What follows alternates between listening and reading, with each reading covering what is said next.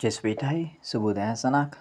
අද උදෑසනත් උන්වහන්සේගේ පුදුම කරුණාව, සමාදානය, නිදහස්කම හැම දවසක් පාසා අපි උන්වහන්සේ දෙස බලා සිටින විට උන්වහන්සේ අපිට දවස් පතා ගෙන දෙනවා.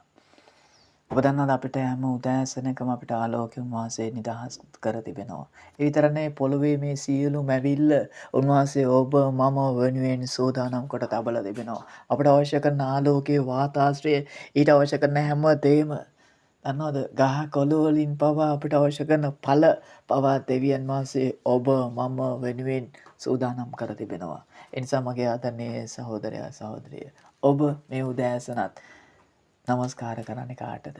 මේ උදෑසනත් ඔබ බලා සිටින්නේ දෙවියන් වහන්සේ දෙසද නැත්නම් ඔබේ කාරණා දෙසද? ඔබේ විශ්වාසය තියෙන්නේ දෙවියන් වහන්සේ ගැනද නැත්නම් ඔබේ තියෙන ශක්තිය මතද? මම ඔබේ අවධානය සම්පූර්ණ දෙවියන් වහන්සේ වෙතට තබන්න කැමතියි. ඔබ හුස්ම ගන්න දෙවියන් වහන්සේ නිසායි. ඔබ ඇවිදින්නේ දෙවියන් වහන්සේ නිසායි. උන්වහන්සේ දීපු දේවල් ඔබ තුල තිබෙන නිසායි අද ඔබ ජීවත් වෙන්නේ. ඔබ දන්නවද? ආදම්ම මවලා දෙවියන් වහන්සේ ඔහුට සම්පූර්ණ ශරීරය දීලිවලා දෙවියන් වහන්සේ ඔහුට හුස්ම පිම්බ කියනවා. ඔබ දන්න දේ හුස්ම පිම්බීමත් එක්ක ඔහු තුලට ආත්මයක් ජීවත් වෙන්න පටන් ගත්තා. ඔබත් මමත් ගැලවීම ලැබුවට පස්සේ අපේ ආත්මික ජීවිතය වර්ධනය වෙන්න.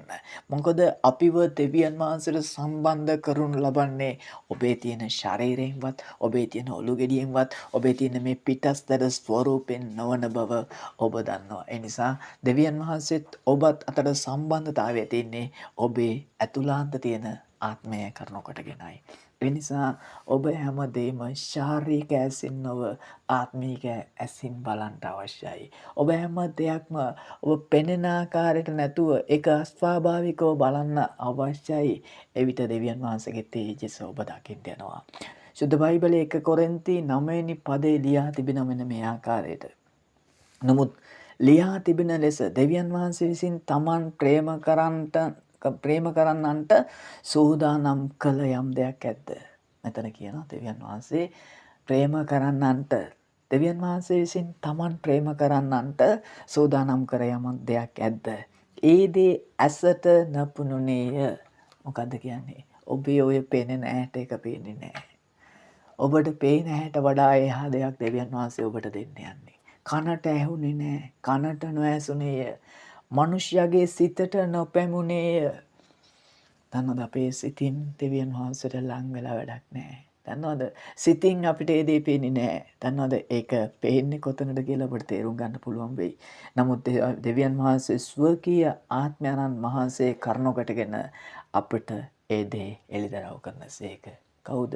ශුද්ධාත්මයන් වහන්සේ කරුණකටගෙන ඔබට මට එළිදරව් කරන්න යනවා. ශුද්ධාත්මයන් වහන්සේ කරුණකටගෙන උන්වහන්සේට ලං වුණොතින් උන්වහන්සේ සමග සිටින විට අපිට ඒ දේ එළිදරව් කරන්න යනවා. මක්නිසාද ආත්මයන් වහන්සේ සියලු දේ එසේය. දෙවියන් වහන්සේගේ ගැඹුරු දේවල්ද විමසනසේක. කවුද විමසන්නේ? ආත්මයන් වහන්සේ සියලු ගැඹුරු දේ විමසනසේක. මිනිස්යෙකුගේ කාරණා මිනිස්යා තුල තිබෙන ඔහුගේ ආත්මය හැර ඔහුගේ ආත්මය හැර මිනිස්යන් අතර වෙන කවරෙක් දන්නේද?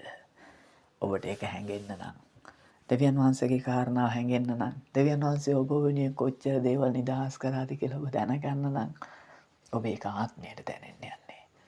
ඔබ තුල පවතින ආත්මයට දැනෙන්න යන්නේ. ඔබ තුල ඇතුළාන්තේ තබා තියෙන ආත්මය දැනගන්න යනවා. දෙවියන් වහන්සේ ඔබ වෙනුවෙන් ඇසට නොපෙනෙන, කනට නොහැටෙන, සිතට නොදැනගෙන බොහෝ කාරණා, බොහෝ ආශිර්වාද දෙවියන් වහන්සේ ඔබ වෙනුවෙන් නිදහස් කරලා තියෙනවා. ඒක දැනගන්න නම් ඔබේ ආත්මික ජීවිතයේ කොතනටද ඔබ ගෙනියන්න ඕන? ඔබේ ලෞකික ජීවිතේ නෙවෙයි, ඔබේ ශාරීරික පෙනුම නෙවෙයි, ඔබේ කතාව, ඔබේ හැඩය නෙවෙයි, ඔබේ ලොකු වචන නෙවෙයි. නමුත් ඔබත් දෙවියන් වහන්සේත් සම්බන්ධ කරන ඒ ආත්මය කොතනටද යන්නේ? කොතනද දෙවියන් වහන්සේත් එක්ක ඔබ ඒ ආත්මික සම්බන්ධතාවය තියෙන්නේ? ඒ ආත්මික සම්බන්ධතාවය ඔබේ සියලු ආශිර්වාද ඔබට එළිදරව් කරන්න යනවා. මොකද ආත්මයන් වහන්සේ සම්බන්ධ වෙන්නේ ඔබේ ආත්මයත් එක්ක. ඒ නිසා මගේ ආදරණීය දරුවනේ සහෝදරයා සහෝදරිය ගැලවීම ලැබපු හැම කෙනෙකුටම ඔබට ආත්මයක් ලැබිලා තියෙනවා. ඔබ ගැලවීම ලැබපු උදායි නම් ඒ ආත්මයක ඇස් විවර වෙලා තියෙනවා. මේ අපිට නොපෙනෙන මේ දෙවියන් වහන්සේට ලං වෙන්න පුළුවන් ඔබේ ඇතුලේ තියෙන ආත්මයෙන්. ඔබට ඒක හැඟෙනවා. දෙවියන් වහන්සේ ස්පර්ශ කරනවා. ඒ ආත්මයෙන් ලං වෙනකොට උන්වහන්සේ ඔබ වෙනුවෙන් ඇරලා තියෙන දොරටු කොපමණද? ඔබ වෙනුවෙන් උන්වහන්සේ කරන්න හදලා තියෙන සූදානම් කරලා තියෙන දේවල් කොපමණද කියලා ඔබට හිතා ගන්න බැරි වෙයි. දැන් වචනේ එක්තරා තැනක කියනවා ඔබට යාක්‍යා කරන්නේය. මම නුඹව මුදවලා නුඹව ගෞරවයට පත් කරන්නෙමි කියලා. ඒ වගේම වචනේ කියා තිබෙන එතන තාද මට ගෞරව දෙන්නේ කියලා. ඔබට දෙවියන් වහන්සේලා ඔබ ලං වෙනකොට ඔබ දෙවියන් වහන්සේලා ලං වෙලා යාක්‍යා කරමින් වහන්සේ හා සම්බන්ධ වෙනකොට ඔබට හිතන්න බැරි විදියට දෙවියන් වහන්සේ එකින් එක ඔබ වෙනුවෙන් සෑදූ දේවල් ලං කරන තබනවා.